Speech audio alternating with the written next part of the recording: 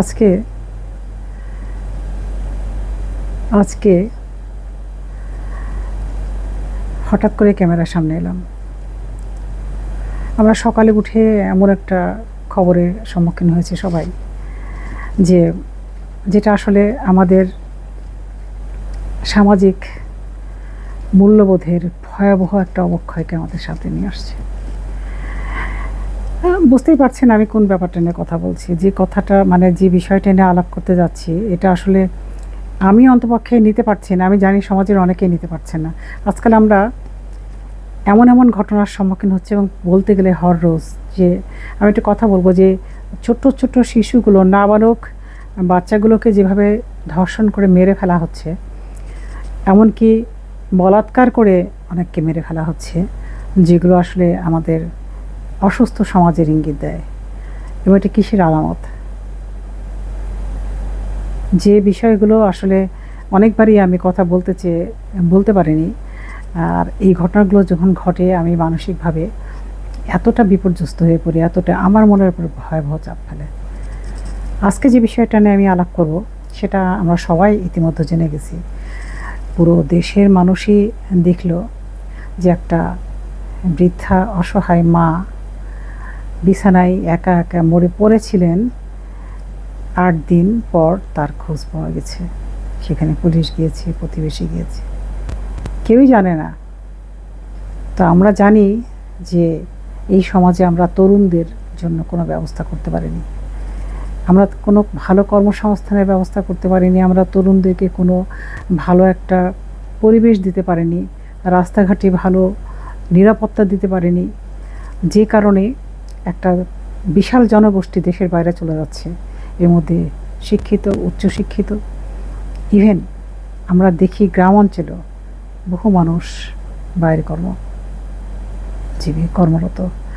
এর মধ্যে শুধু 1 কোটি জনসংখ্যা, আমি একটা হিসাব দিচ্ছিলাম 18 সালের মতো সময়ের দিকে, যে 1 কোটি জনসংখ্যা শুধু মিডল ইস্টেই কাজ করছেন। তো এটা নিয়ে আমি আর একদিন আলাপ করবো। আজকে আমি মূল কথায় আসছি। যে একটা মা যখন গর্ভধারণ করেন, সেই দিন থেকে একটা সন্তানকে লালন পালন করা পর্যন্ত বাবা মা দুজনেই যে পরিমাণ এফোর্ট দেন, যে পরিমাণ কেয়ারিং এবং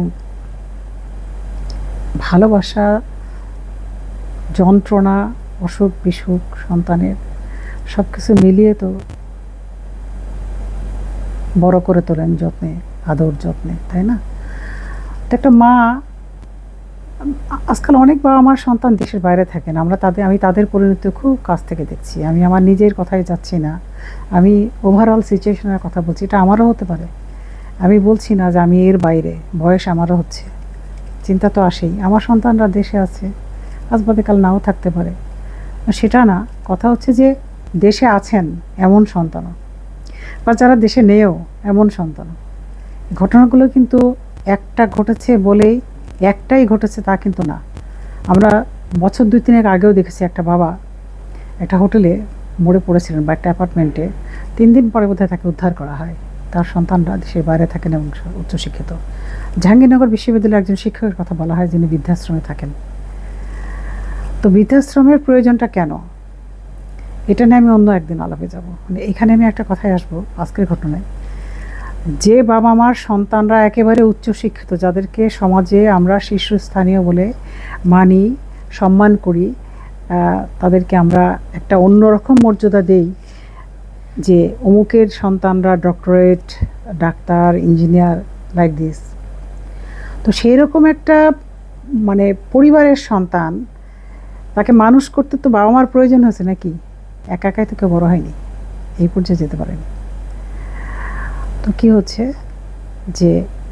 যে যার দেখার অ্যাবিলিটি নাই, বাবা মার দোষ থাকতে পারে, থাকবে না? থাকতেই পারে। মানুষ মাত্রায় দোষ গুণাচ্ছে। হয়তো ধরে নিলাম যে এই মাটার 50% দোষ ছিল, কিন্তু তাকে তো লোক দিয়ে দেখা যেত, তাই না? অন্তপক্ষে তাকে আর্থিকভাবে এফোর্ড করতে পারতো, তার সন্তানরা পারতো না। কাজের লোক দিয়ে দেখবে, লোক রেখে দিবে। সবচেয়ে বেস্ট উপায় হচ্ছে না হলে বৃদ্ধাশ্রমে দিবে। এই বৃদ্ধাশ্রমের আজকালকার দিনে কী পরিমাণ প্রয়োজন আমাদের বৃদ্ধাশ্রমের, এটা নিয়ে আমি আর একদিন আলাপে যাব। কিন্তু আজকে আমি খালি বলবো যে আমি প্রায় বলি যে সমাজের কোন পর্যায়ে আমরা দাঁড়িয়ে আছি সেটা দেখি, যে আমরা কেউ কারোর খোঁজ রাখি না। ইভেন আমি খুব বিখ্যাত মা, আমি তার কথা বলবো না, ফেসবুকে দেখেছি যে সন্তানরা ফোন করার সময় পান না, দেশের সময়ের সঙ্গে বাইরের দেশের সময় মেলে না। আমরা যখন ঘুমাই তখন তাদের কর্মসংস্থানের সময়, আবার তারা যখন ঘুমাতে যান সারাদিনের পরিশ্রম শেষে বিদেশে, তখন আমাদের কাজের সময়, ফলে বাবা মার সঙ্গে তো সন্তানদের যোগাযোগটাও সেখানে কিন্তু বিচ্ছিন্ন হয়ে যায় এক সময়। কিন্তু যারা আমরা দেশে আছি তারা তো খোঁজ রাখতে পারি। আজকে এই পর্যন্তই। আমার কথা শোনার জন্য সকলকে ধন্যবাদ। আমি ভুল বললে ক্ষমা করবেন, গালি দেন, বকেন, সমালোচনা করেন, পাশে থাকেন। অনেক ধন্যবাদ সকলকে।